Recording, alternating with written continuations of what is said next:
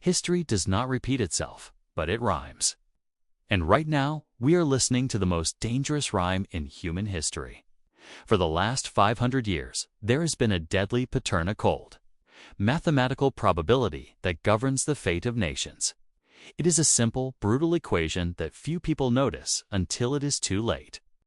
When a rising power threatens to displace a ruling power, the result is almost always the same. In the last 5 centuries, this specific scenario has occurred 16 times.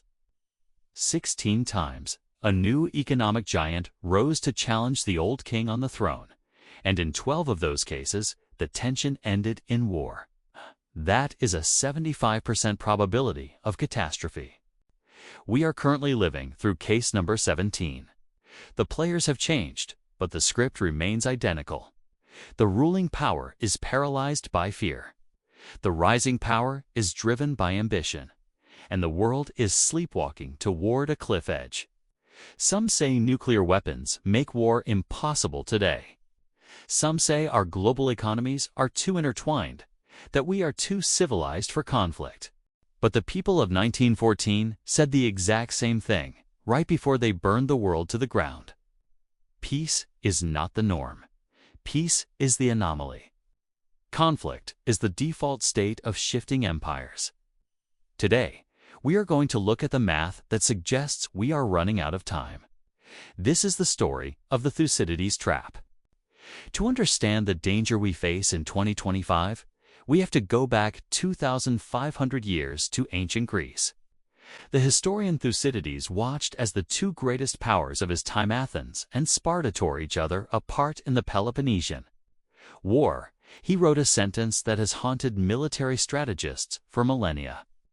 It was the rise of Athens and the fear that this instilled in Sparta that made war inevitable. Notice the wording. It wasn't a specific insult. It wasn't a single trade dispute. It was the structure of power itself. This is what Harvard political scientist Graham Allison calls the Thucydides trap. Here is the mechanism, and once you see it, you cannot unsee it. The ruling power creates the world order. They write the international laws, they control the reserve currency, they patrol the trade routes. They are comfortable. The rising power grows fast. They feel the current laws restrict them. They believe they deserve more respect, more influence, and more space to breathe. When the rising power demands changes, the ruling power sees it as an existential threat. The psychology shifts from cooperation to paranoia. Every move becomes a provocation. A trade deal becomes economic warfare. A ship passing through a strait becomes an act of aggression. We like to think that wars start because of bad guys or evil dictators. But the Thucydides trap teaches us something scarier. Catastrophe can happen even when both sides want peace. They are simply trapped by the geometry of power. Let's look at the data.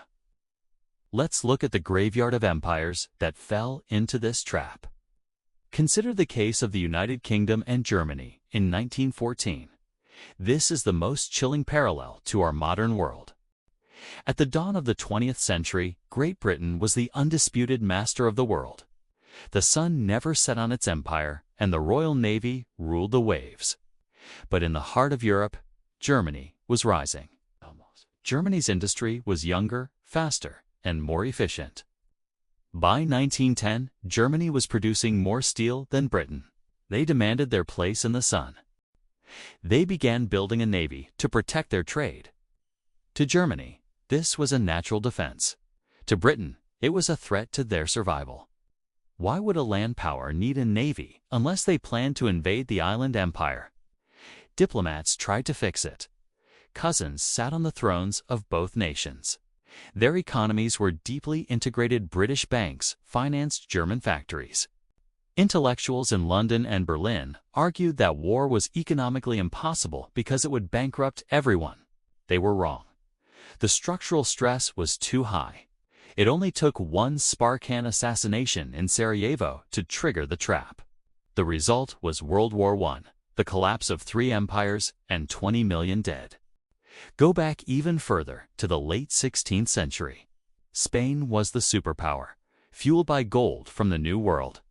England was the scrappy upstart, piracy-prone and ambitious. Spain saw England's rise not just as annoying, but as a violation of the divine order. England saw Spain as a suffocating monopoly that had to be broken. The friction built for decades until it exploded in the Spanish Armada. The trap snapped shut. The ruling power tried to crush the rising power, and in doing so, exhausted itself, paving the way for its own decline. But war isn't 100% guaranteed. There are exceptions. The most famous escape from the trap is the transition from the United Kingdom to the United States in the early 20th century. America overtook Britain economically in the 1870s. By the 1920s, the U.S. Navy was challenging the British fleet. The structural conditions for war were there, but they didn't fight. Why? Shared culture and language helped, certainly. But more importantly, Britain, exhausted by World War I, made a pragmatic, painful choice. They chose to accommodate the U.S. rather than fight it. They stepped aside. The question is the current ruling power willing to step aside today? And is the current rising power willing to wait? When we analyze these 16 historical cases, a terrifying pattern emerges. The slide toward war isn't random chaos. It follows a precise four-stage sequence. Stage 1 is the asymmetric rise. The rising nation grows quietly.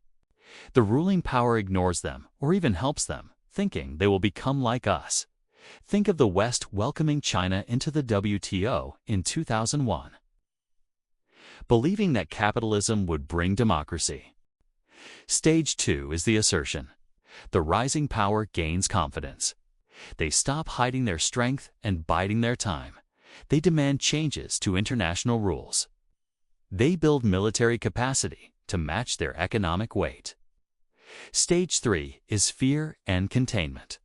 The ruling power wakes up. They realize the rival isn't becoming a partner. They are becoming a usurper. The ruling power initiates containment, sanctions, alliances, trade blocs. This confirms the rising power's suspicion that the current system is rigged against them. Stage 4 is the spark. This is the danger zone. When trust is zero and tension is maximum, a third party event, a collision at sea, a rogue ally. A political assassination forces a reaction. Neither side can back down without losing credibility. Once you enter stage 4, logic disappears. Emotion takes over. The trap is the psychological state where leaders believe that fighting now is better than waiting until the enemy is stronger. In 2025, we are deep into stage 3, and we are seeing sparks everywhere. Let's overlay this pattern onto the United States and China today. The similarities to 1914 are not just striking, they are alarming. For 100 years, the U.S. has been the global hegemon. It is the architect of the financial system via SWIFT, the guardian of the oceans, and the setter of technological standards. China is the peer competitor. Its GDP by purchasing power has already surpassed the U.S. It is the world's factory and its largest creditor. The structural stress is textbook Thucydides. On the economic front, the U.S. sees China's state-subsidized growth as cheating. China sees U.S. tariffs and tech bans, specifically the semiconductor blockade, as an attempt to strangle their development, to keep them permanently in second place. To Beijing, this is not competition. It is containment. On the military front, China is rapidly expanding its navy, aiming to push the U.S. out of the first island chain in the Pacific. To China, the U.S. Navy patrolling the South China Sea is like the Chinese Navy patrolling the Gulf of Mexico. It feels like an encirclement. To the U.S., leaving the region means abandoning allies like Japan and the Philippines, and effectively ceding global leadership. And then there is the flashpoint: Taiwan. In the Thucydides framework, Taiwan is the equivalent of Sarajevo in 1914. It is the single issue where national pride, strategic necessity, and imperial credibility all intersect. For Beijing, reunification is a non-negotiable destiny, the formal end of the century of humiliation. For Washington, defending the status quo is the ultimate test of its power. If China moves and the U.S. does not respond, the American era in Asia ends overnight. If the U.S. does respond, we have World War III. Both sides are rational. Both sides know war would be economic suicide. But remember, the leaders in 1914 were rational too. The trap doesn't care about your logic. It feeds on your fear. If the probability holds true, we fall into the 12 out of 16 statistic. What does that look like? It won't be D-Day. It won't be trenches. A modern war between empires would be a system collapse. First, the digital blackout. Satellites are targeted. GPS fails. The internet is severed as undersea cables are cut. The global financial system, which relies on microseconds of data transmission, freezes instantly. Trillions of dollars of wealth vanish in hours. Then, the blockade. Global supply chains are not just disrupted, they are severed. No chips from Taiwan means no new cars, phones, or medical devices in the West. No energy imports means blackouts in the East. Inflation wouldn't just rise, currencies would lose meaning. The just-in-time delivery system that feeds our cities would stop. And that is before a single nuclear weapon is even discussed. The tragedy of the Thucydides trap is that the war destroys the prize. The winner inherits a graveyard. The U.S. and China fight, there is no victor. There is only a new dark age for the global economy, Graham Allison said. The defining question of the 21st century is whether the U.S. and China can escape the Thucydides trap. History says the odds are against us. The math says conflict is probable, but math is not destiny. The 4 times nations escaped the trap. They did so through imaginative diplomacy and painful compromise. It required leaders who were willing to look weak in the short term to secure survival in the long term. Do we have those leaders today?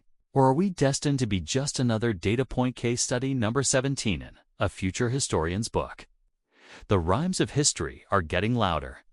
We just need to decide if we're going to stop the song before the final verse. This is Economy Rewind.